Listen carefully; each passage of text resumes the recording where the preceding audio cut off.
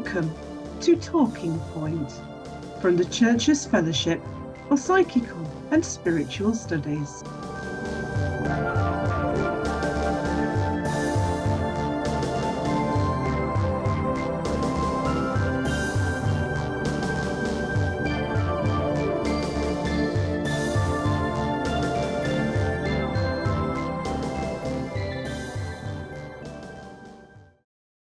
God and the Near-Death Experience. P.M.H. Atwater. Dr. Atwater is a near-death experiencer and a researcher into the experience. The following is an extract from her article, The Experiencer, The Experience, in Volume 17, Number 3 of Vital Signs. The newsletter of the International Association for Near-Death Studies. It appeared as an article in the June 1999 edition of the Christian Parapsychologist Journal, and may reflect the language and attitudes of the time in which it was written. Responsibility for opinions expressed herein rests solely with the author, and such opinions must not be taken to represent those of the CFPSS.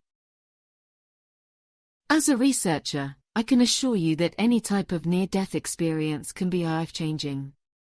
1/3 of the people I interviewed continued in a traditional religious setting after their near-death experiences. Although some were members of, or went on to join, fundamentalist or charismatic churches, even becoming evangelists, most expressed a desire to remain where they were and quietly work to uplift and enlighten the ministry of their present church. A number became ordained ministers.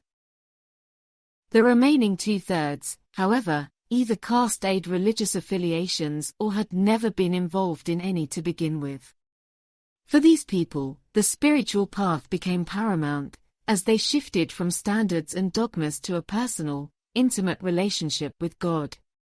Surprisingly, the greater number came to join or support some type of organized, structured church or philosophy later on, some even originated churches of their own.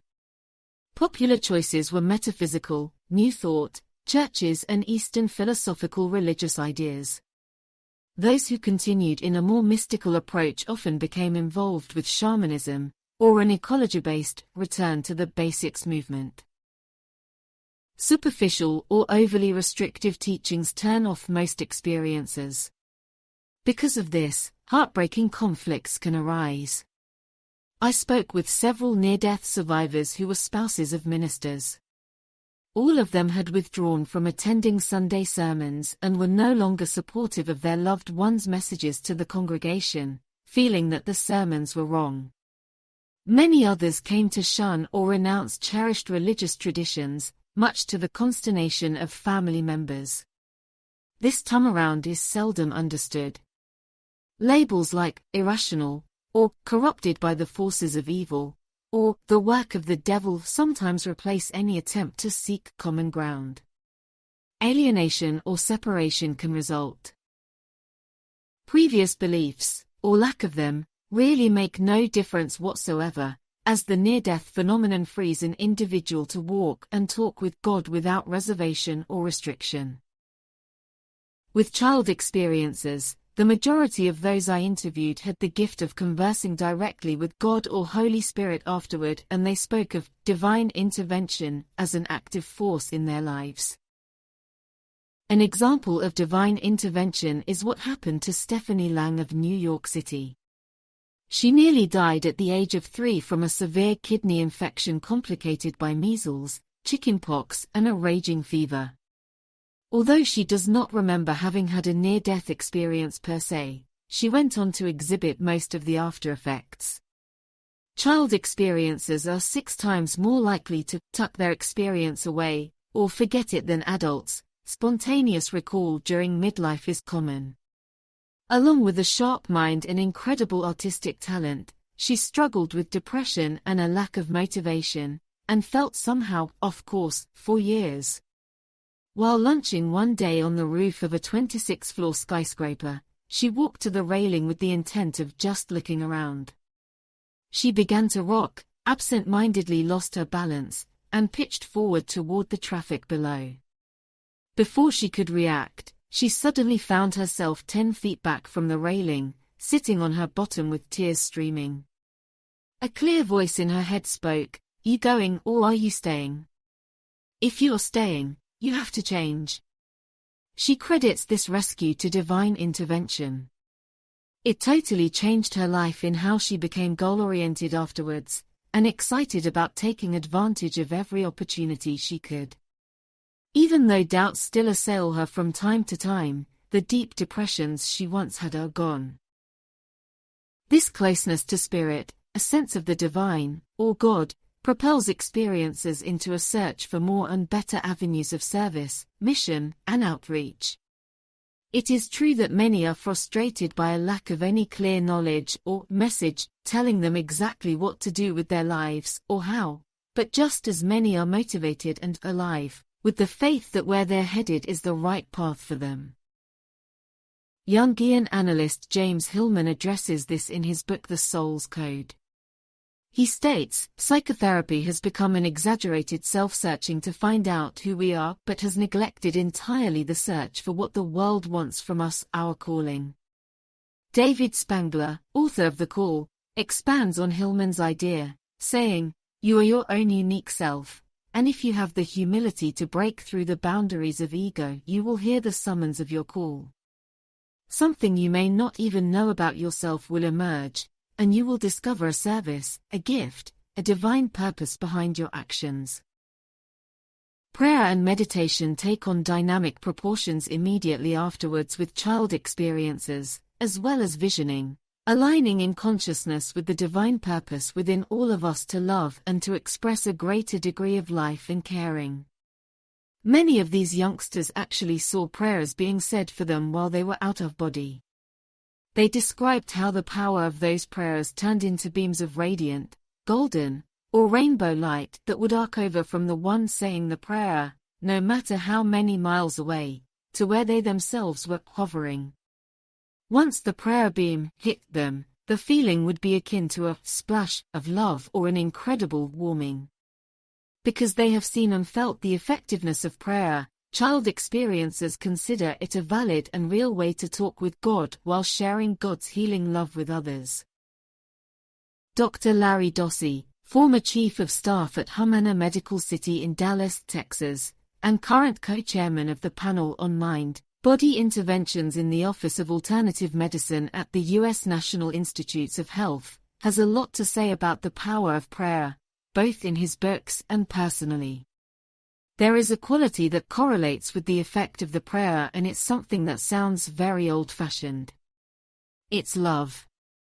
And if the individual doing the praying does not have compassion and empathy and love and a deep sense of authentic and genuine caring for whoever they are praying for, these medical experiments on the power of prayer don't work very well. Love is the key to success. Typically, children seem obsessed with worship and attending church after their episode. Barbara True Bradley of Des Moines, Iowa, who died at 4.5 from lobar pneumonia and experienced a near-death episode, said that, "When I was well and returned home, I set up a table in my bedroom, covered it with a white cloth, and had a prayer book and cross on it. I remember kneeling there to pray." Child experiencers who had been steeped in certain religious dogmas beforehand, however, often found that the call to express their inner spirit ran cross-current to their earlier indoctrination and parents' wishes. Kids in this situation were twice as likely as adult experiencers to lose the pure spontaneity and utter joy of their new relationship with God. I was amazed at how, once turned off in this manner, child experiencers seldom made peace with religious doctrines again. Theirs became a quiet approach to worship and a silent partnership with God. Don't misunderstand what I am saying here. Near-death experiences of any age usually fall head over heels in love with God afterward.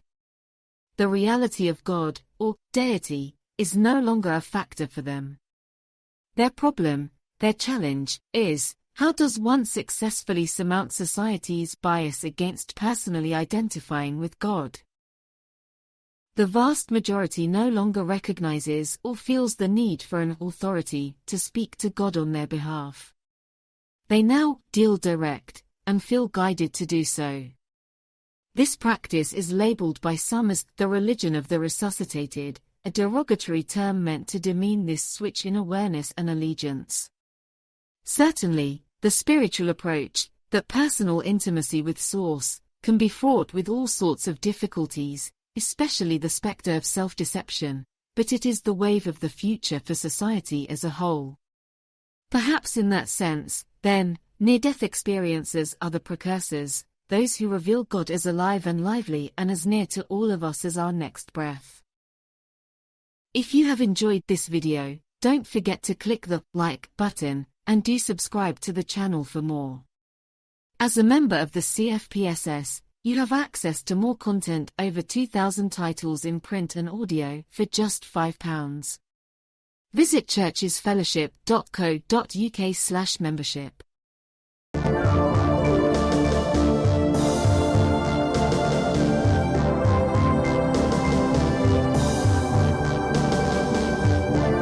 You have been listening to Talking Point from the Church's Fellowship for Psychical and Spiritual Studies.